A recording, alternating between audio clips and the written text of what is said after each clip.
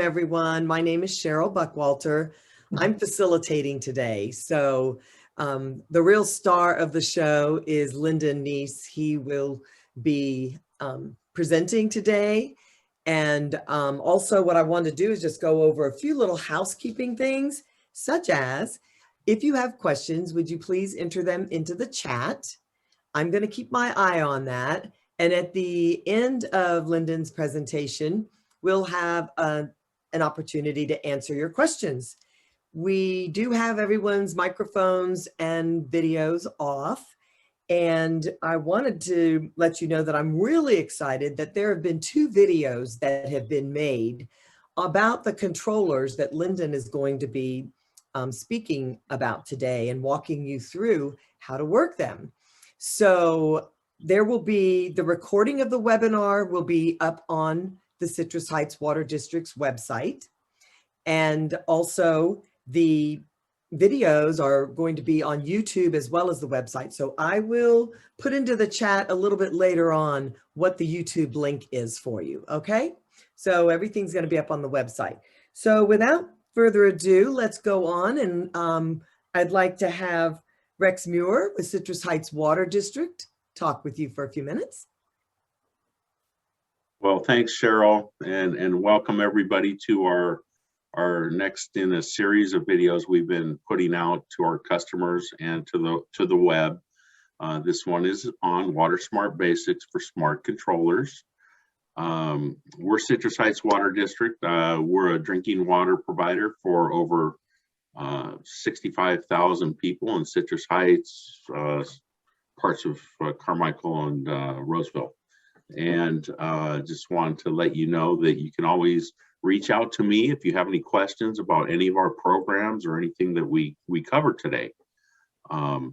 We are also having a raffle for a gift card for Green Acres Nursery and Supply.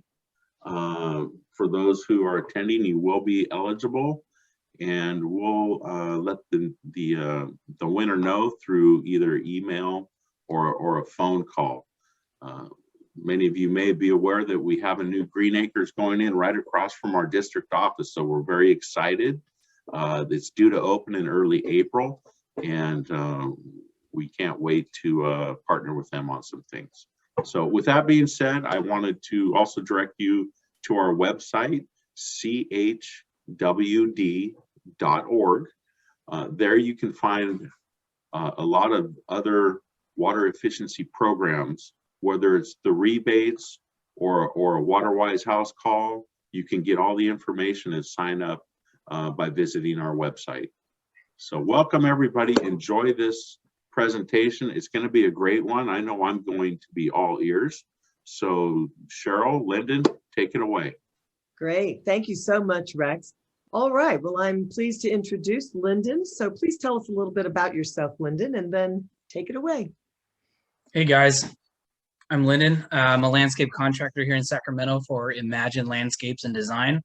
I've been planning smart irrigation and water efficiency for 15 years now, and it's a bit of a passion of mine, and really glad to be able to share my knowledge and some experience with you guys. So we're here today to talk about these 2 timers, the Rachio Smart Irrigation Timer and the Orbit Beehive. These are both great timers for smaller sites, home irrigation, that kind of stuff. These both have the ability to adjust with the weather, and we're really going to be focusing on the smart features that they have for us. As we get started, I kind of want to get you guys introduced to irrigation and learn some of the terminology. It's a lot easier if we're all speaking the same language. I've heard everything from a timer being called a head to a valve being called a controller, all those kind of fun things. So we're going to kind of spend a few minutes here aligning our terminology so that we head down the road with the right tools. After that, we're going to do a quick side-by-side walkthrough on how to set up each of these timers. They're app-based, so we're going to have a lot of screenshots and kind of walk you through the process. We're focusing again on the smart programming that these timers operate, because that is basically where their power is at. And at the end, like Cheryl said, we'll have a minute or 2 to do some questions and chat. How well do you guys know irrigation systems? I just do some of those terminology words around the controller, valve, zones, sprinklers, all that kind of fun stuff. I like to think of an irrigation system kind of like your anatomy, because we're all fairly familiar with, head, brain, heart, parts of the body. The irrigation system kind of operates in the same way. The controller, the timer is kind of like the brains of the operation. It's the smart part, it's going to be taking information and telling the parts of your yard to operate the way they're supposed to. And again, that's what we're going to be focusing on here. These two timers are Wi-Fi enabled, and that's where they get a lot of their smart information from. They take that smart information and, like local weather data, information that give it about the irrigation system that you have in your yard and site conditions. It's going to do a lot of fun math and figure out how much water your plants and your landscape need to stay alive and thrive through all the hot and dry and cold and wet kind of weather we get here in the Sacramento Valley. The next part is the valves. These are going to be like the heart of the system. Literally, they open and close and allow water to flow into different parts of your yard where your sprinklers and those kinds of things are at. They receive power from the timer when the timer tells them to come on, and that's how they know where to put the water. From the valves, you end up out in your sprinklers or your drip. This is like the muscles of the system. That's what actually is doing the work of applying water to your landscape. We're going to talk about a couple of the features in there because, a finger and a toe aren't quite the same thing. We want to make sure that our irrigation system is programmed correctly. Drip irrigation uses flexible pipes and it's going to be applying water right next to the soil. You don't get a lot of wind affecting that. You don't get a lot of evaporation because the water is going where you want it. Spray irrigation, like you usually see on your grass areas and things like that, shoots water out into the air and then it falls down and lands into your landscape. Not all of these things are created equally. We have a couple different flavors of drip. Mainly you have point source irrigation, which is going to have a little emitter. That's the little guy right there squirting water out. Those can be on the end of 1/4-inch strip lines. We call spaghetti a lot of times in the industry. That's going to be applying water right at the base of your plant material. The other style is inline or some sort of line source irrigation. This is going to have emitters built into the line every 6 inches, foot, 18 inches, and it usually is laid out in some sort of grid. So it kind of waters the whole landscape, but at the ground level. For spray irrigation, these are like your pop-up sprinklers that pop up out of the ground. Your standard sprays, like this one here on the left, just send a big fan of water out into the landscape. Sometimes the wind will blow it around, get obstructed, those kinds of things. They're kind of a standard irrigation system that's been around forever. A lot of people will see it. There are also rotary style nozzles and rotary irrigation heads that apply water with little streams. The little streams are nice because when the wind and things like that try to blow it around, the stream's got a little more weight to it and it applies water a little more efficiently to your landscape. And because these typically move, they're a little more dynamic. They're less affected by obstructions and things like that. At the very top, use my cursor here, this nozzle is the part of the head that actually is applying the water. So the head is the part in the ground and the nozzle is the thing on the top. And the last part of our irrigation system is the soil. You may not really think this is part of your irrigation system, but once the sprinklers or drip or whatever put the water out, it's got to go somewhere. And the type of soil you have and the way your soil is managed helps to apply the water correctly to your landscape. Depending on what kind of soil you have, you may have to change your programming or allow the timer to do that for you. Clay soils tend to take a long time to soak water up. You have to put water down a lot slower, maybe in little bursts, whereas sandy soils, the water soaks in directly, and oftentimes you have to do slightly more frequent watering, but a lot shorter run times. All this is really important because these timers operate on a water bucket method style of programming.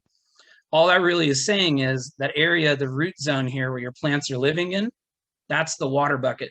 As we add all the information to these timers, they're going to be viewing that as the volume of water we're using. As that depletes down or half of the water gets used up, the timer is going to fill that bucket back up again because water is being used by the plant material. The ET, you see this little arrow here, ET is evapotranspiration, which is water used by the plants or water lost to evaporation. Surface runoff is the other way we lose water in a landscape, or deep percolation, like overwatering. These are really important as we're setting up the information in our timer, because it will do its best to avoid those two types of water loss. Is water we're using that isn't going to the plant material. Now we're going to get into it side by side. We have the Rachio, which is a Wi-Fi based timer, and the Orbit Beehive. These are both great, again, for homeowner applications. They're not very big, they're fairly simple to use and really easy to set up. Couple little housekeeping things we need to do is we need to download the app.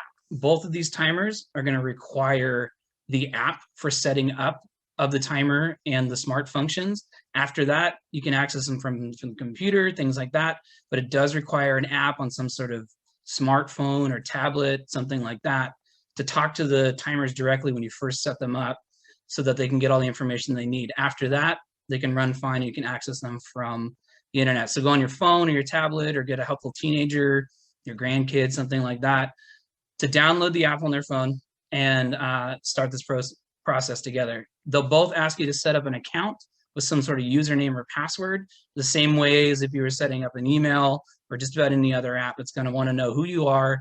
You get a password so that nobody else is getting in there and playing with your timer when you don't want them to. You're also going to want to make sure these timers are already installed and ready to go. You're going to want them wired to your irrigation valves so that as we set up the app, it's going to ask us to do tests and it'll walk us through running each of the zones or valves in your yard. And you're going to want those to be hooked up so that we can make sure that they're working correctly with the timer. Nothing like setting it all up, walking away, and then something's not running. You're going to think maybe the timer's not working the way you want it to. Your device also will have to be connected to your Wi-Fi that you're going to be attaching this timer to. That's really important because if they're not speaking the same language, they're never going to understand each other. Once you get the app, you've logged in, both of them are going to ask you to connect to a controller. So the way I have this set up is the Rachio is over here on the left and the Beehive is on the right. These are screenshots of the app as I was using to set up a couple of test timers for this webinar.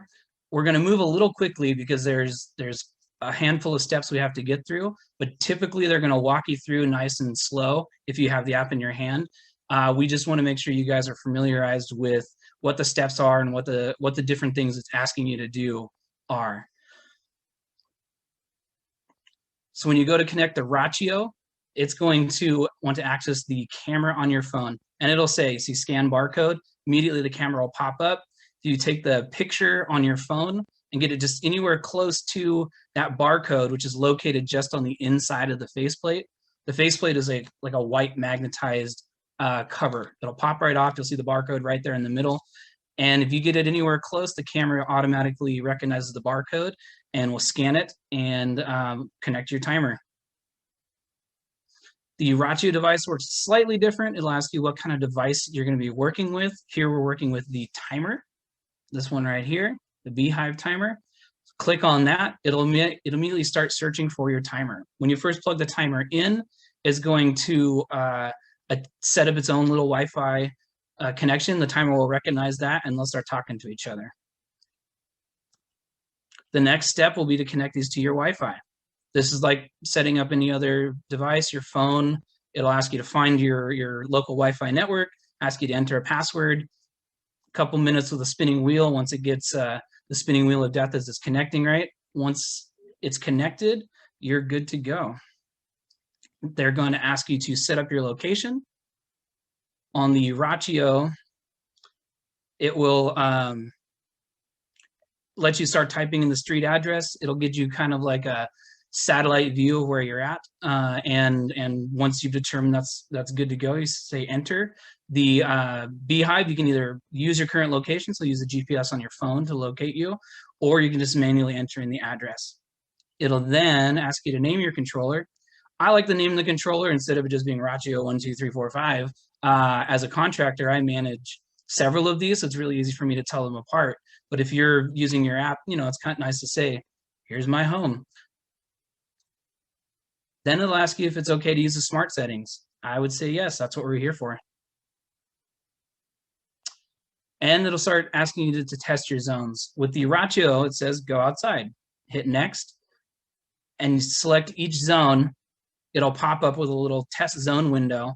you hit test zone, you'll see a 60-second timer start, and it'll immediately try to turn on one of your irrigation zones to see if it's working correctly. If the sprinklers pop on, you say yes.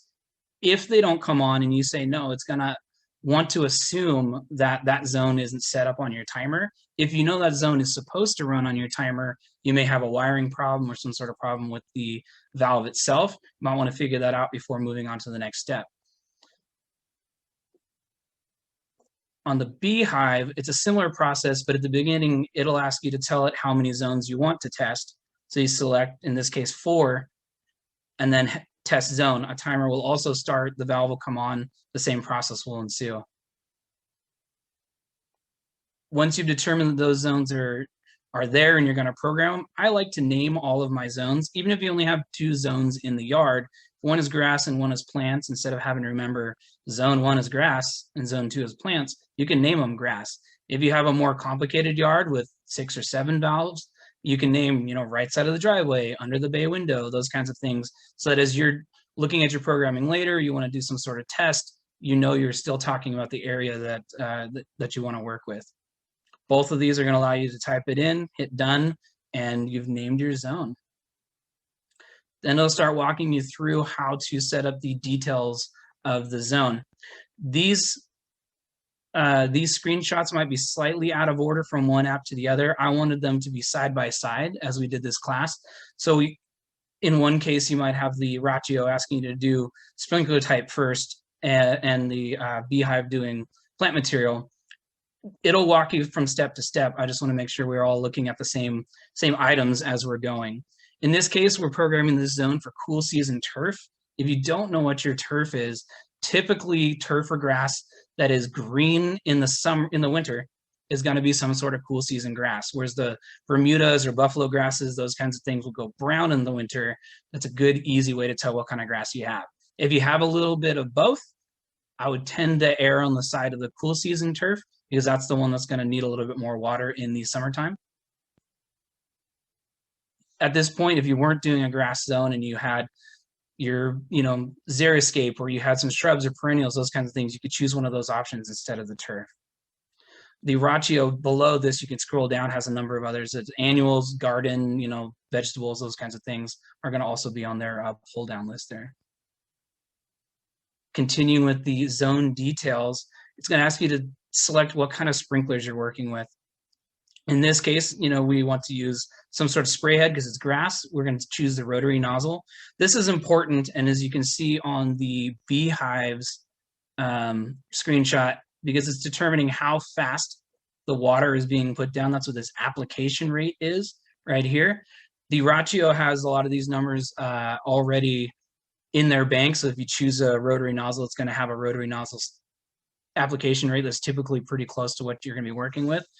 Since the Beehive has slightly fewer options, this may be a number you have to play with. If you have rotary type nozzles, I would choose a rotor head instead, those kinds of things.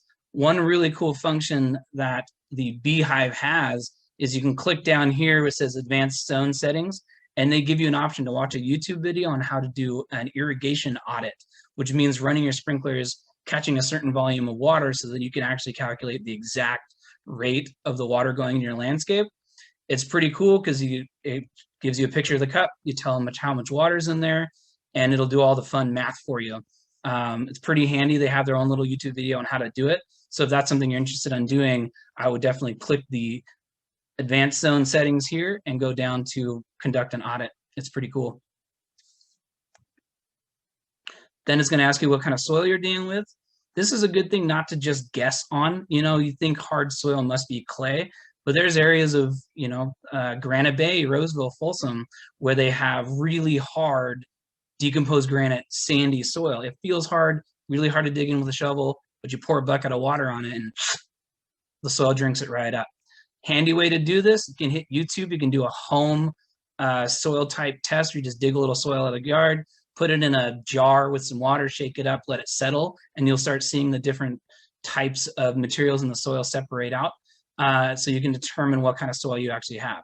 Fancier way, you could dig a little bit up, go to an irrigation store or something and get a soil test done, and they'll give you exact proportions of sand, silt, clay, and tell you what kind of soil you're dealing with. Continuing in the zone details, it's going to ask you how much sun this area gets. That really matters. When it's really hot outside and it's in full sun, plants and grass use a lot more water than if they get a little bit of shade from a tree or from the house or things like that. It's going to ask you how steep the slope is. This is really important because the timer is going to use this information to reduce that runoff that we saw as water waste before. A steeper slope is going to require shorter run times so you don't get runoff that's lost and not used up by your landscape. And then the Beehive is going to ask you for one other option that the Rachio doesn't. It's going to ask you how much of the rainfall that falls on your landscape actually gets to the landscape. This is important if you have an area that's covered by, you know, maybe a patio or shaded by, you know, the side of the house, those kinds of things. If they don't get any of the winter rainfall, your timer is not going to assume that that it's getting rainfall and let things dry out when truly they're not getting any water at all. And when you're done setting the details, Rachio is going to give you a little pat on the back. It says, great job. And the Beehive is going to give you a list of what you've set up. If there's anything you want to go back and change on the Beehive at this point, you can click on one of those green check marks and it'll allow you to go back in, make adjustments, things like that. Over here, you can see where I added some catch cups and configured so that this program would actually have the actual application rate or the speed at which the sprinklers are putting the water down. Now it's time to set up a schedule. The timer knows what your zones are, knows what they can do, but it doesn't know how often you want them to run. We're going to start with the Rachio first because it'll be a little quicker just to kind of run through a few of its steps. If you click on the little irrigation droplet in the app, it'll bring you to this page with the zones, the schedules, and calendar along the top. Click schedules, and down here it says create a schedule. Click that, and it'll open a window asking you what kind of schedule you want to use. The Flex Daily is going to be the smartest way of watering. It's going to let the timer do all of the magic things that it likes to do. I typically recommend using the Flex Daily if possible. And once you click on that, it'll bring you to this window, which will ask you to choose which zones you want to put on the program. I typically like to group the zones by what type of plant material. So if you have several grass zones and several plant zones, put the grass on one program and the plants on another program so that you can more accurately dial in how much water is being applied and how well the landscape is going to get watered. I like to then name the program grass so you can refer back to it, and then I'll ask you which days you're allowed to water. If you don't have water restrictions and you can water any day, I recommend letting the timer do its job again and say any days. It'll calculate the distance or the time between times that you need to add water to the landscape and just let it run. If you do have specific days because you're on a water restricted area, you can click specific days, tell it which days, and it'll make the math work. Then it'll ask you when you want it to run. Instead of giving it a standard start time like 6 a.m. or midnight or those kind of things, I like to just let it again do its job and before sunrise. So it has all night to figure out how the water needs to be applied and let it run. It'll also give you select dates for how long you want this program to run. This is handy if you have a new landscape and you need to have some sort of establishment program. You can set up an establishment program for a week or two. It'll end, and then you can have your regular program start once that goes away, so you don't have to remember to go back 3 weeks later or whatever to adjust your programming. Then it's going to ask you if you want to cycle soak. I always cycle soak landscaping in when you have hard soils. Again, if you let the timer do its thing, the smart cycle is going to be the way to go. If you watch your landscape and you know you have runoff after 2 minutes, you could always click manual cycle soak and tell it 2 minutes is your maximum runtime, and the timer will break up an 8-minute runtime over 4 starts so that the water soaks in and doesn't run off. Now it's going to give you the option for freeze skip and wind skips. These are handy, especially for overhead irrigation. If it's freezing outside, it's cold, and you water the sidewalk, you got an ice skating ring. You don't want to have that problem, somebody trips and falls. And then wind skip, if you got a really windy day, it's going to go ahead and delay the watering for that period, because chances are overhead irrigation, spray heads and such are going to be washing your car, the sidewalk, or fence rather than actually watering your landscape. Once the weather calms down, the timer will adjust and apply water when it makes more sense. It'll give you a quick overview of the durations that it's got programmed. That 58 minutes might look a little scary, but remember we chose rotary type nozzles which put water down very slowly, and it takes a little bit longer to get the water out into the landscape so you don't have as much runoff. And again, the Rachio is going to pat you on the back. When you've finished the schedule, it's going to say great job, schedule created. I would then go ahead and set up another program for your plants. Same deal, choose the valves, go through all the settings, and now you have to schedule set up on this timer. It has a calendar. You click the little calendar on the app, it'll give you an idea of when it thinks it's going to be watering next. This little number 2 tells you both programs are running on that day. This is flexible. If the weather changes, all these dates are going to move around, and you're good to go. Beehive does something similar. There's a smart watering little light bulb here. You click that, tell it which zones you're going to let it smart water, and let it run. If you have watering restrictions, it says smart watering restrictions right here. If you click on that, it'll give you the option to select the days that it's allowed to water, what times it's allowed to water, odd and even, those kind of things. All of those settings are right here in one window. It's pretty easy. The Beehive also will give you a calendar with the projected watering days. You see the little light bulb here. It tells you that it's going to be watering on those days. You guys click that little light bulb and it'll give you details about what it has programmed for those runtimes. Nice and easy. That's how you get the program set up on these guys. They have a lot of other additional features. You can use your phone as a remote control. So if you're doing an irrigation check as the season's warming up, I always recommend turning on your irrigation. Make sure you have broken, plugged, or misdirected sprinkler heads. You can use your phone or tablet or whatever as a remote control. Just walk around the yard, turning things on, and you can do your check really quickly. It's super handy. They can also allow for quick delay. You know, if you see that the landscape just seems really wet and that calendar told you there is a watering scheduled for that night, you can easily do a quick delay and just say, hey, soil's wet, I don't want to water tonight, and it'll adjust all of its programming and delay that watering. You can set it up, it notifies you for weather skips. You can get a text message, email, any of those kinds of things. Often if the timer loses connection to the Wi-Fi, it'll send you an email or such to let you know. These guys are cool. You can hook up a lot of really cool sensors, rain sensors, flow sensors, and those can also be set up to send you some sort of notification. If there's a rain sensor that delays water, you get a text message. Flow sensors are really cool because if you get a leak, the timer will learn how much water it's supposed to be using, and if nozzle breaks off or something like that, it'll notice there's a higher than normal flow, send you a message, you can go out and figure out what's going on. So I know we kind of cruised through that stuff real quick. That's the basics on how to set up a smart program on this timer. Do you guys have any questions? Great. What do we got, Cheryl? Thank you. Yes, I do. So one of our participants has is it Rachio or Rachio? I always... Rachio is what I say. Yeah, say it with confidence. You can't be wrong, right? I have a Rachio and I have a large drip area with multiple emitters. Do I have to inventory each emitter, its size, and calculate the amount of water in the whole zone to figure out the available water? It's really confusing to set up drip zones. Thank you for that question. So that has a couple parts to it. Sometimes in drip irrigation, people will put different size emitters for different type plants and things like that, and that can make programming a little harder, because the amount of water that's getting applied to individual plants might be different.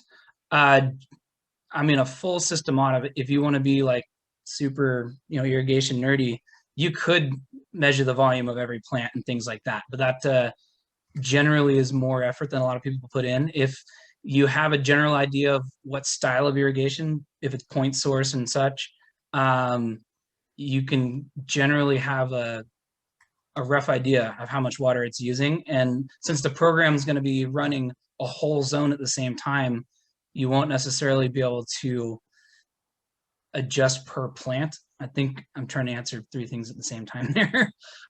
I would say you don't have to audit every single thing. Just make sure it's not leaking, and set the parameters for maybe the average of what you have going on. I don't know if that helped a whole lot. Good. So, well, let's see if we get any follow-up to that. Just let us know, okay? So here is one. Approximately how many gigabytes do these controllers use per month if you choose Flex Daily? I do not know that. They don't take a ton of, if you're worried about using too much data, usually they're getting their information in like one blurb. It's not going to be constantly contacting and using up a ton of your data. It's going to want to, generally like right before one of the schedules starts is supposed to happen, it'll communicate, it'll get a little download of information. You know, I've programmed and set up, you know, a number of these all on one phone, and it doesn't seem to ever even affect the amount of data that I've used. And that's even me walking around, turning things on and off and such. Yeah, it's getting one little download. I don't know how many gigabytes, but it's probably in the, you know, I don't know, kilobytes maybe. It's not very much information. Yeah. Like they can send it in a text message size. So that's probably what you're working with. And another thought could be that maybe they could contact the manufacturer directly with that inquiry and find out. Or I wonder if maybe the, you know, downloadable manuals, maybe there's more detailed information there. I haven't seen any of that in any of the manuals. If you call tech support, Beehive will have a guy call you back because everybody's, you know, on Zoom and working from home right now. But their tech guys usually know a lot of that stuff right off their head. Rachio support tends to be a little more self-guided, and if you get to the end of what they can help you with, you can send them an email and they'll respond. Okay. All right. Great. A trick question. Uh-huh.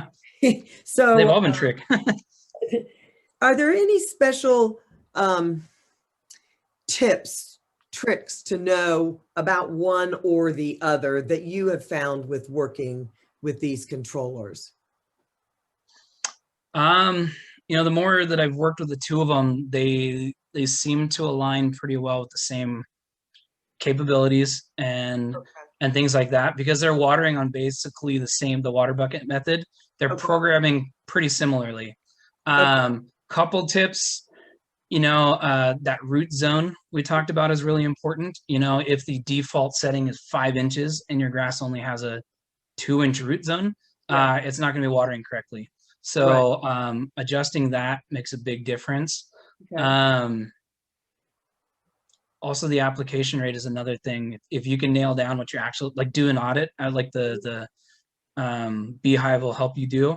It'll give you exact amounts of water that are getting put down, and then it's working with the best tools possible. Rachio's default settings typically, because they have more options and types of sprinklers, are usually pretty close to what you have. All right, great. How about take us to the next slide? It looks like, I believe we've answered the questions, and I would just like to wrap up by saying thank you, Lyndon. I thought this was very good information to share, and now I'm going to have to try to decide which one I want.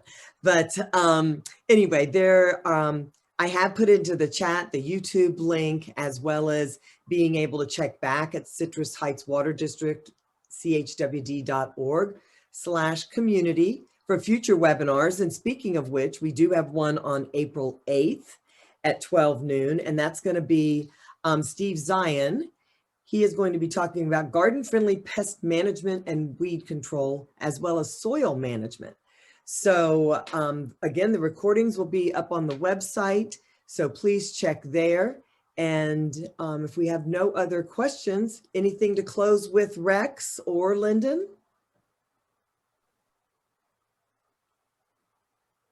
No. Fantastic job. Thank you, Lyndon, for the great information. I think we're good. I'm just hoping I answered the drip question there.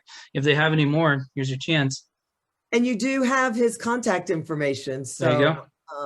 You know, please feel free as I volunteer you, Lyndon. No, it's good. Like, my brain is just spinning on that one now. Good. Okay. All right. Well, I want to thank everybody for joining us, and I hope we see you at the next webinar. Take care. Thank you.